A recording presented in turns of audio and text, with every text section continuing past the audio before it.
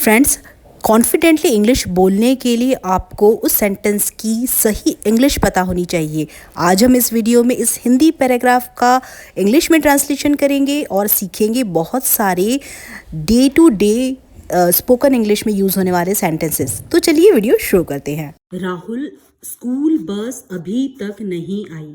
अब देखिए फ्रेंड्स, ये जो सेंटेंस है वो है प्रेजेंट परफेक्ट टेंस का।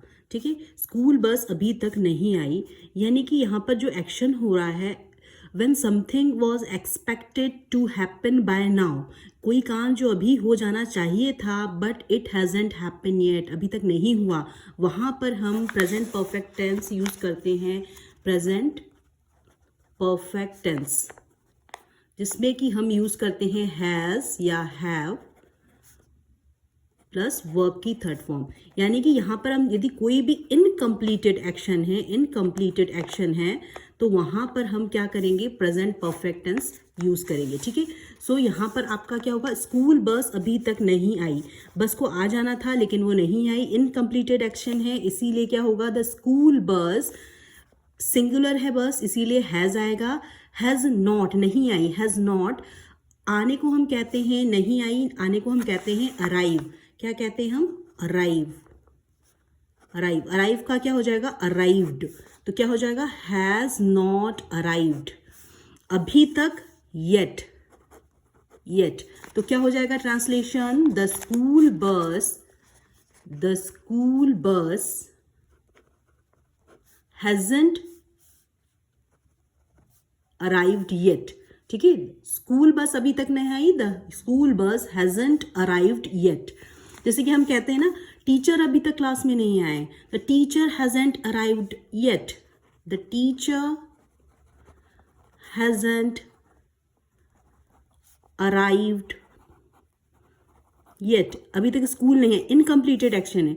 मेरा दोस्त अभी तक नहीं आया है, the friend hasn't come yet, the friend hasn't come yet. ठीक है, पूरा सेंटेंस चलेगा यहाँ पे, फ्रेंड हैजंट कम येट।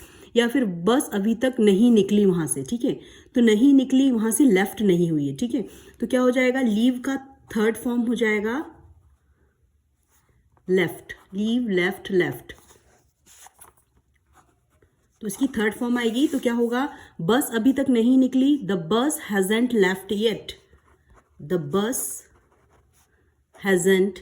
फ्रेंड्स, ये वो सेंटेंसेस है जो हम अपनी डे टू डे कन्वर्जेशन में यूज़ करते हैं, अपनी स्पोकन इंग्लिश में से यूज़ करें। The bus hasn't left yet. ठीक है, so the school bus hasn't arrived yet. ठीक है, हाँ, बस आज थोड़ी देर से है, बस थोड़ी देर से है मतलब किसी चीज़ का थोड़ा लेट होना, मतलब रनिंग लेट। ठीक है, ये the bus is running a little late today, क्या हो जाएगा, the bus is running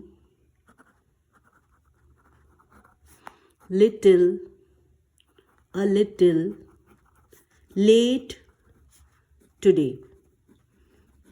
Yes, the bus is running a little late today. जिसे हम कहते हैं ना, आज टीचर क्लास में थोड़ी देर से आ रहे हैं। ठीक है, आ रहे हैं is running, present continuous tense. ठीक है, बस थोड़ी देर से आ रही है, the bus is running a little late today. Teacher class में थोड़ी देर से आ रहे हैं, क्या बोलेंगे, the teacher is running a little late today, the teacher is running late, मतलब देर हो रही है उन्हें। ठीक है, देर से आ रहे, रनिंग लिटिल लेट टुडे। या फिर हम कहते हैं कि प्रिंसिपल आज मीटिंग की वजह से प्रिंसिपल देर से आ रहे हैं, the principal is running late because of a meeting, the principal is running late because of a meeting. ठीक है, तो इस तरीके से सेंटेंस कंस्ट्रक्ट करना है। तुमने परीक्षा की तैयारी कर ली, अब वो पूछ रहा है राहुल अपने फ्रेंड से, तुमने एग्जाम की प्रिपरेशन कर ली है ना, उसने कहा, तो क्या कैसा है, ये कंप्लीटेड एक्शन है। ठीक है, वो पूछ रहा है कि तुम, क्वेश्चन पूछ रहा है, इसीलिए यहाँ पर हैव पहले आएगा, हैव प्लस वर्ब की थर्ड फॉर्म। क्वेश्चन पूछ रहा है, have you prepared, have you prepared for the exam, have you prepared for the exam, question पूछ रहा है।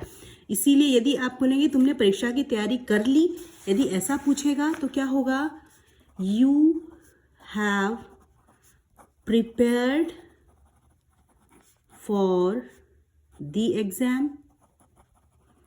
यदि ये नॉर्मल सेंटेंस, यदि क्वेश्चन पूछेगा तो हैव पहले आ जाएगा, have you prepared for the exam.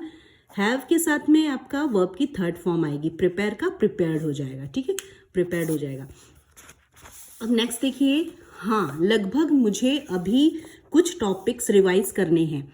अब अमन ने कहा कि हाँ मेरा ऑलमोस्ट हो गया है, तो मुझे कुछ थोड़ा सा रिवाइज करना है। तो लगभग के लिए आप क्या यूज़ करेंगे, ऑलमोस्ट। ऑलमोस्ट बट मुझे कुछ थोड़ा सा रिवाइज करना है, I still need to revise a few topics, I still need to revise a few topics. Almost, लगभग के लिए क्या होगा, ऑलमोस्ट। आई स्टिल मतलब अभी, लेकिन मुझे थोड़ा कुछ प्रिपरेशन करना है, I still need to revise, दोहराना है, revise a few topics, a few topics. Almost खत्म हो गया लगभग, लेकिन I still need to revise a few topics, ठीक है। अब देखिए वो कहता है कि चिंता मत करो, मुझे लगता है एग्जाम इजी होगी, ठीक है। चिंता मत करो को क्या कहेंगे, डोंट वरी, डोंट वरी। चिंता करने को हम कहते हैं वरी, मत करो, डोंट वरी। मुझे लगता है, आई थिंक, मतलब ऐसा लगता है, मतलब मैं ऐसा सोचता हूँ, आई थिंक एग्जाम इजी होगी, the exam will be easy. Future tense, simple future tense, ठीक है। तो I think the exam will be easy. इसे अपनी स्पोकन इंग्लिश में इनकॉर्पोरेट करें। उम्मीद है ऐसा ही हो, उम्मीद है को हम कहते हैं होपफुल, ठीक है। तो आई होप सो, ये बहुत ही कॉमन और करेक्ट सेंटेंस है, इसे अपनी स्पोकन इंग्लिश में यूज करें, आई होप सो, उम्मीद है ऐसा ही हो। अब देखिए राहुल कहता है देखो बस आ गई है, देखो बस आ गई, हम कहते हैं ना देखो बस आ गई। देखो के लिए look, the bus is here, look the bus is here, look the bus is here, ठीक है। अब देखो ये जो है हम अपनी डे टू डे कन्वर्सेशन में यूज़ करते ही हैं, चलो जल्दी चढ़ते हैं। देखिए चढ़ने को हम कहते हैं, किसी भी बस में ट्रेन में चढ़ने को हम कहते हैं गेट ऑन करना, ठीक है, गेट ऑन। और उतरने को कहते हैं हम, ये चढ़ने के लिए है, ठीक है, और उतरने के लिए होता है गेट ऑफ, गेट ऑफ, ठीक है। ऑन मतलब चढ़ना, ऑफ मतलब उतरना। तो गेट ऑन बस में चढ़ना, गेट ऑफ बस से नीचे उतरना। चलो जल्दी चढ़ते हैं, come on, come on get, let's get on quickly, come on let's get on quickly, जल्दी चढ़ते हैं quickly, come on let's get on quickly, let's get on quickly, ठीक है, come on let's get on quickly. अगला stop हमारा है, चलो उतरते हैं। बहुत ही डेली यूज में, कन्वर्सेशन में यूज होने वाला सेंटेंस है। अगला स्टॉप हमारा है, the next stop is ours. क्या होगा, द नेक्स्ट स्टॉप इज अर, अगला स्टॉप हमारा है, ठीक है। चलो उतरते हैं, ऑन का क्या हो जाएगा, of, let's get of, let's get of. तो बस में चढ़ गया। अब देखिए ये प्रेजेंट का सेंटेंस है, वो बोल रहा है चढ़ना उतरना। यदि हम पास्ट में से कहें कि मैं बस में चढ़ गया, गया हो जाएगा पास्ट के लिए, तो गेट का क्या हो जाएगा, गॉट हो जाएगा। मैं बस में चढ़ गया, I got on the bus, क्या हो जाएगा, I got on the bus. ये याद रखें किस तरीके से आपको वर्ब चेंज करनी है, सिर्फ I got on the bus. मैं बस से उतर गया, I got off the bus. इसे अपनी डे टू डे कन्वर्सेशन में यूज करिए रेडीमेड सेंटेंसेस से। I got on the bus, चढ़ गया और ये उतर गया, ठीक है। तो ये पास्ट के लिए यूज हो रहा है, तो बहुत ही कॉमन सेंटेंस है। कहें अब कन्वर्सेशन स्टार्ट कर रहे हैं। राहुल कह रहा है तुम्हारी तैयारी कैसी चल रही है, तुम्हारी एग्जाम की तैयारी कैसी चल रही है, आई मीन तो कह रहा है हाउ इज, कैसी चल रही है, किसी चीज का चलने को हम गोइंग ऑन कहते हैं। तो हाउ इज योर, तुम्हारी के लिए your, how is your preparation going on, how is your preparation, preparation को तैयारी को कहते हैं preparation, how is your preparation going on या how is your preparation going, ठीक है, how is your preparation going, ठीक चल रही है, तुमने कितने चैप्टर, अमन कहता है ठीक चल रही है, तुमने कितने चैप्टर कंप्लीट कर लिए, पूछते ही हैं अपने फ्रेंड से हम लोग, ठीक चल रही है, इट्स गोइंग वेल, चल रही है, इट इज गोइंग वेल, अच्छी चल रही है, ठीक चल रही है, इट इज गोइंग वेल, तुमने कितने चैप्टर कंप्लीट कर लिए। फिर प्रेजेंट परफेक्ट टेंस का सेंटेंस आया, कर लिया, किसी भी काम को कंप्लीट कर लिया। इनकम्प्लीटेड एक्शन या कंप्लीटेड एक्शन के लिए जो भी रिसेंटली हम कर चुके हैं उसके लिए हम प्रेजेंट परफेक्ट टेंस यूज करते हैं, हैज प्लस हैव, हैज या हैव प्लस वर्ब की थर्ड फॉर्म। तो तुमने कितने चैप्टर कंप्लीट कर लिए, how many chapters have you finished, question पूछ रहा है, how many chapters, how many chapters, how many chapters have you finished, have you finished। अब हमेशा ना एक सेंटेंस के स्ट्रक्चर को याद रखें, यदि आप क्वेश्चन पूछे ना हैव या हैज़ के साथ में आप सब्जेक्ट लगाकर थर्ड फॉर्म लगाएं, have you finished, have you completed, have you arrived, ठीक है, क्या तुम पहुंच गए, हैव यू अराइव्ड। इस तरीके से आप स्ट्रक्चर याद रखेंगे तो ईजी हो जाएगा। तो how many chapters have you finished, लगभग सभी, ऑलमोस्ट ऑल ऑफ देम, बस 2 चैप्टर्स बाकी हैं। बाकी के लिए हम किसी भी चीज़ को लीव यूज़ करते हैं, लीव की थर्ड फॉर्म लेफ्ट हो जाएगी, लीव, लेफ्ट, लेफ्ट। तो वर्ब की थर्ड फॉर्म आएगी क्योंकि हम यहाँ पर प्रेजेंट परफेक्ट टेंस से सेंटेंस बना रहे हैं। तो लगभग सभी, almost, almost all of them, almost सभी हो गया है, बस 2 चैप्टर्स बाकी हैं, only 2 chapters are left, only 2 chapters are left, only 2 chapters are left, ठीक है। वाह, तुम तो पूरे एग्जाम की के लिए तैयार लग रहे हो, हम बोलते हैं ना, वाह तुम्हारा पूरा प्रिपरेशन हो गया, तुम पूरे तैयार लग रहे हो। वाह, अमन कहता है कि वाह तुम तो पूरे तैयार लग रहे हो, वाह यू सीम्स फुल्ली प्रिपेयर्ड, लग रहे हो seems, wow you seem, you है प्लूरल है इसीलिए सीम आएगा, सीम्स नहीं आएगा, सिंगुलर के साथ में एस लगता है। यू सीम फुल्ली, पूरी तरीके से, फुल्ली प्रिपेयर्ड मतलब तैयार लग रहे हो, इसलिए प्रिपेयर नहीं आके प्रिपेयर्ड आया है क्योंकि यहाँ पर वर्ब की पास्ट की फॉर्म यूज हुई है, वर्ब की second form. You seem fully prepared. In the classroom, teacher का कन्वर्सेशन है, टीचर पूछ रहे हैं अगर किसी को कोई डाउट्स है तो बिना झिझक के पूछ सकता है। टीचर बोलते हैं ना, किसी को कोई डाउट है बिना हेजिटेशन के पूछ सकता है। सो क्या होगा, किसी चीज़ का होना के लिए हैज़ या हैव लगाते हैं।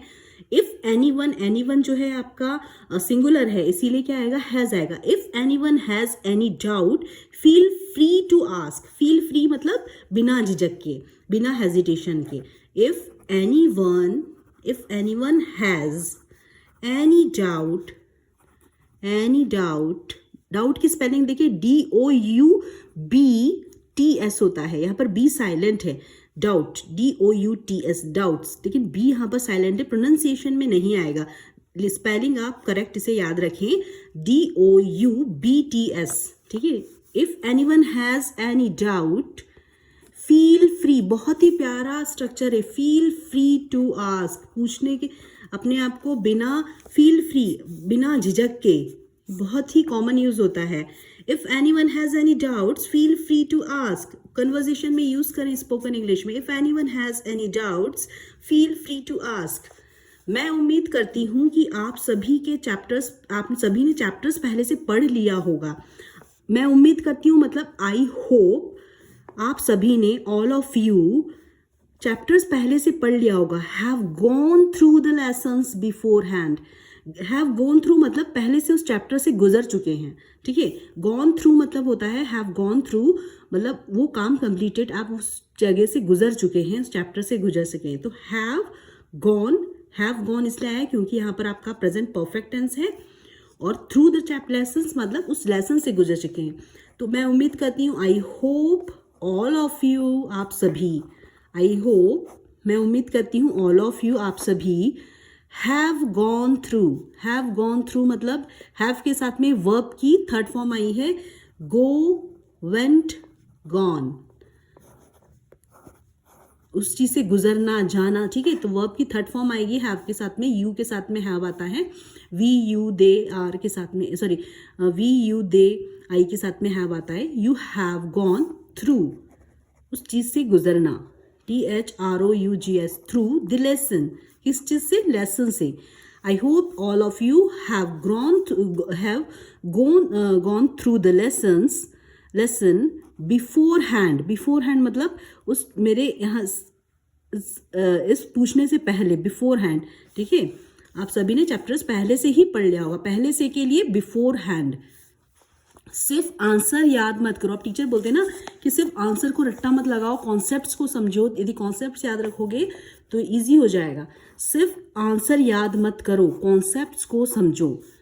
आंसर को याद करने को हम मेमोराइज करते हैं, तो हम कहते हैं सिर्फ मतलब जस्ट, याद मत करो, ठीक है। Don't just memorise the answers, understand the concept,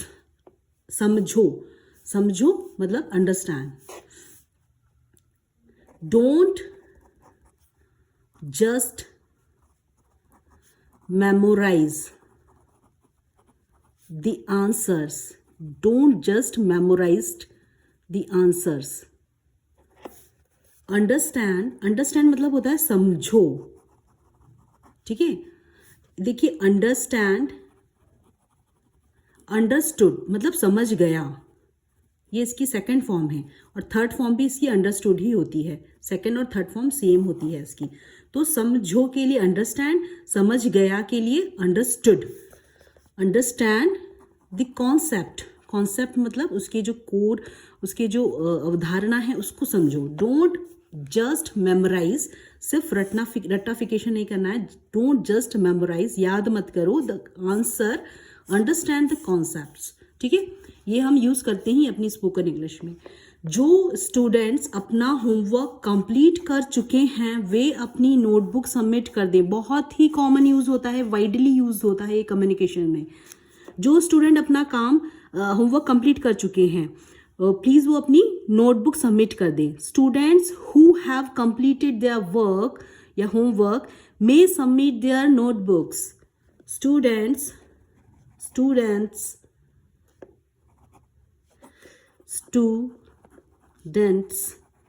who have, जिन्होंने, हु हैव कंप्लीटेड कर लिया है, who have completed their homework, अपना होमवर्क, देयर होमवर्क, वे अपनी नोटबुक जमा कर दें, अपनी जमा कर सकते हैं, ठीक है। मे submit there notebook, may submit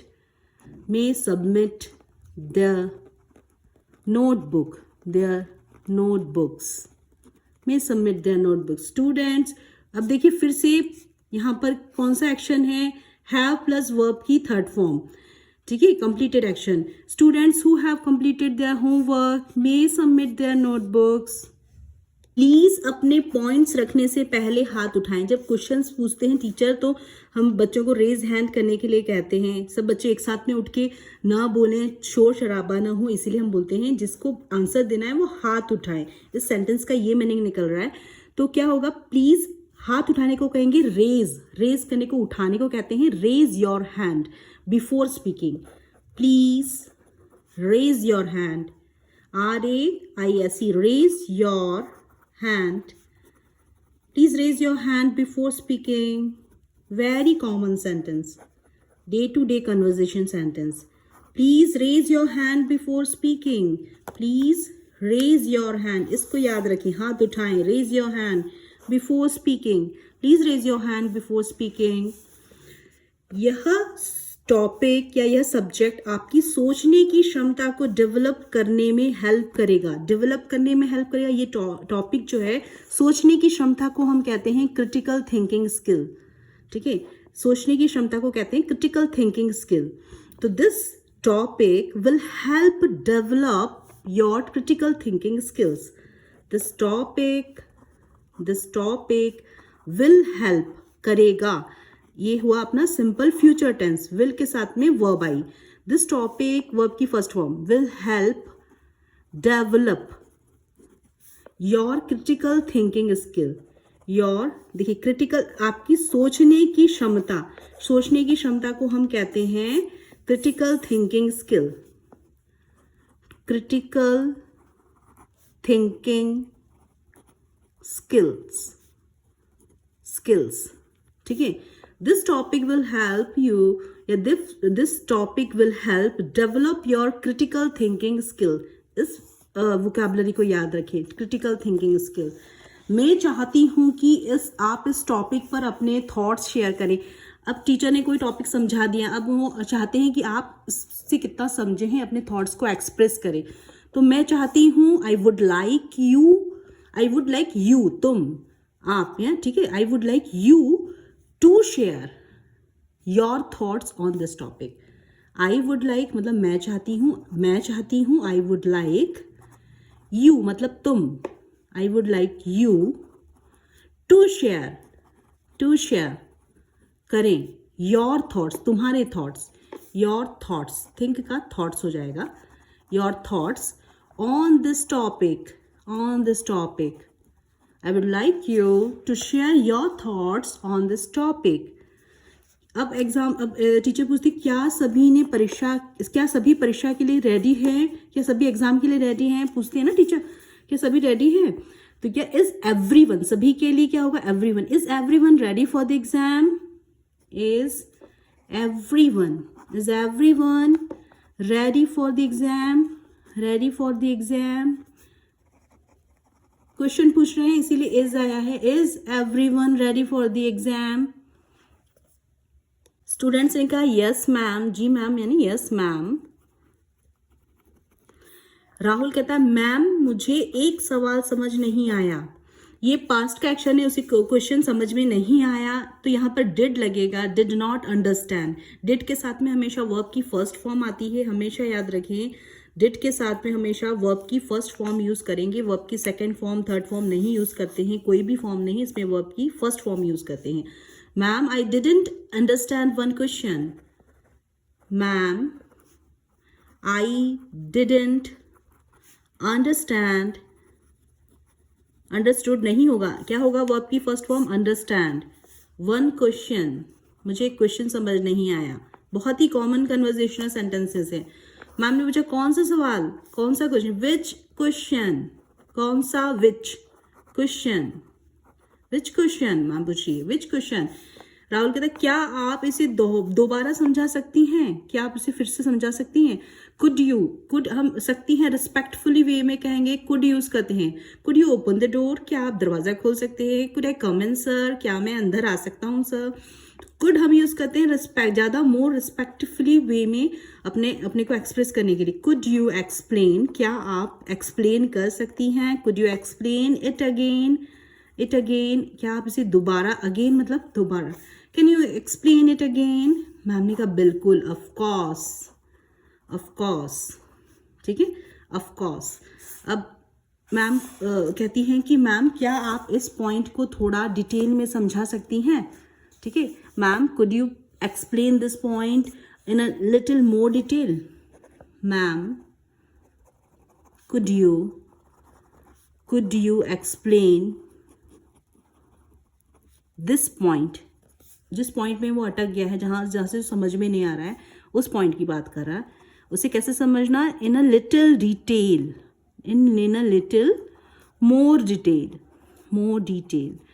मतलब विस्तार में। Could you explain this point in a little more detail.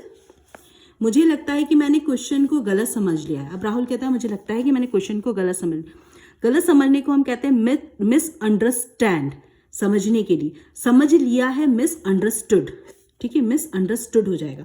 तो मुझे लगता है I think I misunderstood, understood, ये अंडरस्टैंड नहीं होगा, समझने को, गलती से समझने को हम कहते हैं मिसअंडरस्टैंड, TAND आएगा, ठीक है। लेकिन यहाँ पर मिसअंडरस्टूड हुआ है क्योंकि वर्ब की सेकेंड फॉर्म आ गई है, पास्ट का एक्शन है, ठीक है। I misunderstood the question. I think I misunderstood the question. ये बहुत ही कॉमन सेंटेंस है। मुझे आंसर पता था लेकिन मैं थोड़ा घबरा गया था। राहुल कहता है मुझे आंसर पता था। किसी चीज़ का पता होने को हम कहते हैं नो, सेकेंड फॉर्म होती है इसकी न्यून, थर्ड फॉर्म होती है नोन, ठीक है। सेकेंड फॉर्म है पता था, इसीलिए न्यू आएगा। आई न्यू द आंसर, मुझे आंसर पता था। I knew the answer, I knew the answer, मुझे आंसर पता था लेकिन मैं थोड़ा घबरा गया था। लेकिन मैं थोड़ा घबरा गया था means but I got a little nervous. But किसी चीज़ को प्राप्त होने के लिए हम गेट यूज करते हैं, गेट, गॉट, गॉटन, या फिर इसकी थर्ड फॉर्म गॉट होती है। पर हम ब्रिटिश इंग्लिश को फॉलो करते हैं इसलिए हम गॉट यूज करते हैं थर्ड फॉर्म में भी। तो यहाँ पर सेकेंड फॉर्म है, कंप्लीटेड एक्शन है, इसीलिए बट आई गॉट में हो गया था। क्या हो गया था? Little nervous. I got a little nervous, but I got a little nervous, मैं थोड़ा सा घबरा गया था, ठीक है। अब राहुल पूछता है मैम से, क्या ये question exam point of view से इंपॉर्टेंट है? क्या ये question exam point of view से इंपॉर्टेंट, क्या पूछ रहा है क्वेश्चन? इज दिस क्वेश्चन, ये question, is this question important from the exam point of view? Is this question, very common communication sentences है जिसे अपने आप स्पोकन इंग्लिश में कॉन्फिडेंटली बोलें। यदि आपको सेंटेंस करेक्ट पता है तो आप कॉन्फिडेंटली बोल सकते हैं बिना झिझक के, आपको डर नहीं रहेगा कि आपने कुछ गलत बोला है। The exam point of view, point of view, is this question, पहले क्वेश्चन आएगा इसीलिए इज आ गया। इज दिस क्वेश्चन, क्या ये क्वेश्चन इंपॉर्टेंट, इंपॉर्टेंट है from the exam point of view, exam की दृष्टि से, ठीक है। कि ड्यूरिंग रिसेस, जो शॉर्ट ब्रेक होता है उसे हम रिसेस कहते हैं, जहाँ पर हम अपने खाना पीना सब करते हैं बच्चे और टीचर्स, तो उसे हम ड्यूरिंग रिसेस के दौरान हम कैसी कम्युनिकेशंस करते हैं। आज लंच में क्या लाए हो, वेरी कॉमन सेंटेंस, इसे बोलने की प्रैक्टिस करें। आज लंच में क्या लाए हो? राहुल कहता है अपने फ्रेंड से, अमन से, what have you brought for lunch today. देखिए ब्रिंग जो होता है उसकी सेकेंड फॉर्म होती है ब्रॉट। ब्रिंग का मतलब होता है लाना, ब्रिंग, ब्रॉट, ब्रॉट, ठीक है। क्या लाए हो, सेकेंड फॉर्म ऑफ वर्ब आएगी क्योंकि पास्ट का एक्शन है। लेकिन यहीं पे आप याद रखें, यहाँ पर थोड़ा कंफ्यूजन होता है, बच्चे इसकी गलत फॉर्म ऑफ लगा देते हैं। बाय, बाय का मतलब होता है खरीदना, इसका होता है बॉट, BOUGHT।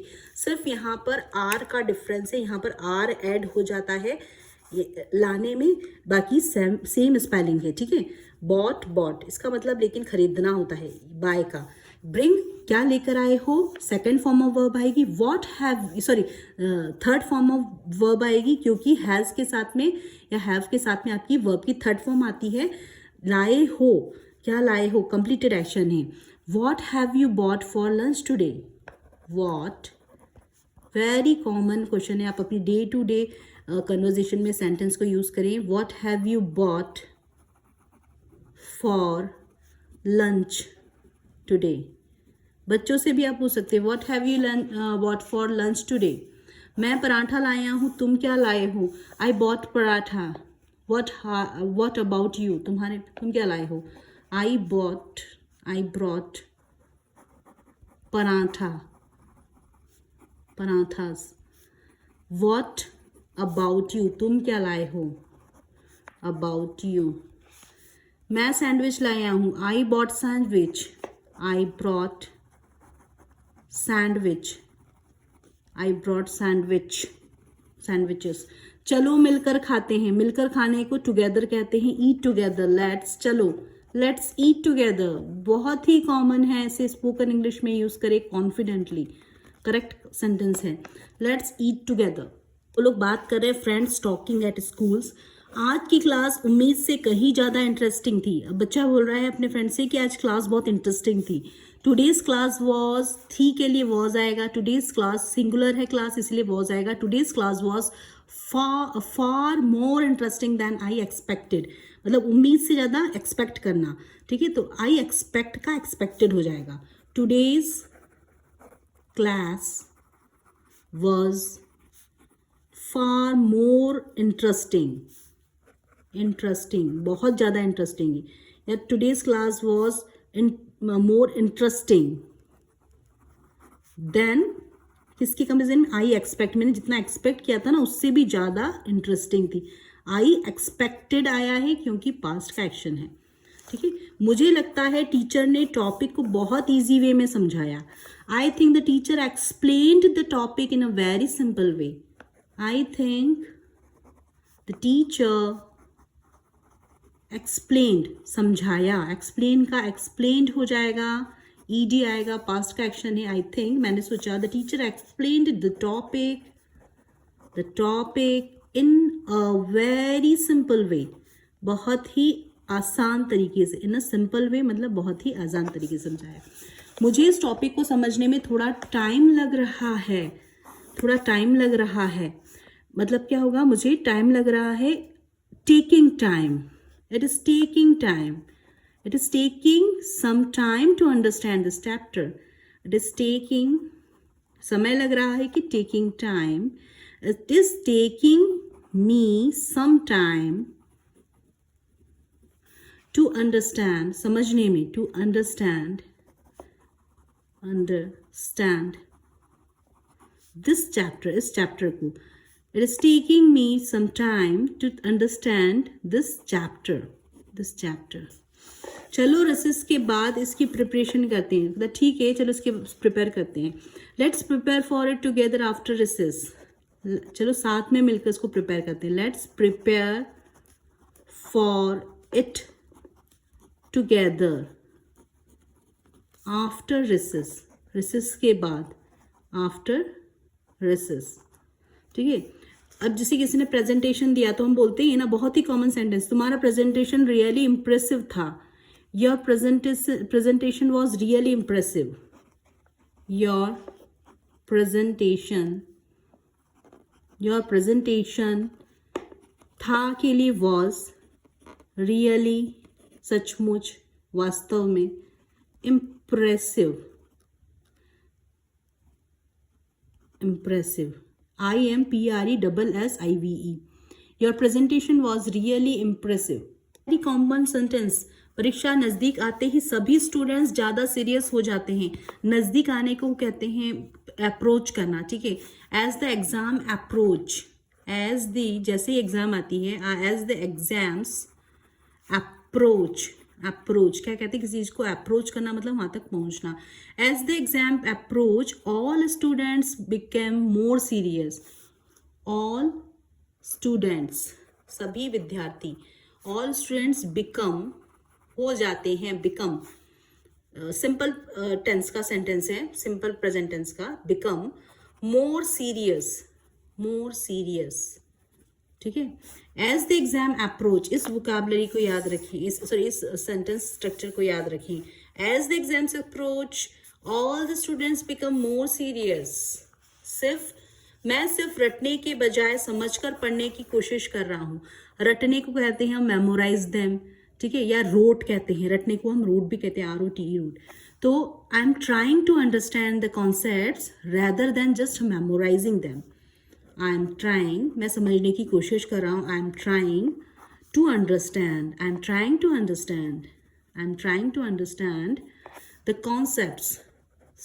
कॉन्सेप्ट्स को समझने की कोशिश कर रहा हूँ. I am trying to understand the concept rather than, की बजाय. रेदर देन मतलब होता है की बजाय. जस्ट मेमोराइजिंग देम, रटने की बजाय. जस्ट मेमोराइजिंग, रटने की बजाय. Then I am trying to understand the concepts rather than just memorizing them. या फिर ऐसा भी कह सकते हैं I am trying to learn with understanding rather than by rote. ठीक है. रटने को भी हम रोट भी कहते हैं. तो आप इस तरीके से भी बोल सकते हैं, जो आपको इजी लगे आप वो बोलें. I am trying to learn, मैं सीखने की कोशिश कर रहा हूँ. I am trying to learn with understanding, समझ के साथ, with understanding. किसकी बजाय? Rather than bye